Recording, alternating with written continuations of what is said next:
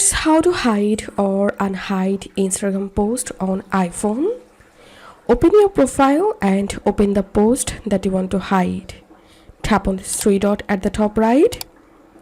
And to hide your post, you have to archive the post. So select archive and the post will be hide from your profile.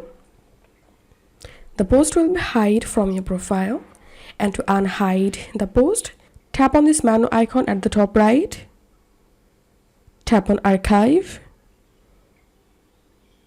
And here select post archive. And you will get all of your hidden posts here. Now open the post you want to unhide. Tap on this three dot. Tap on show on profile.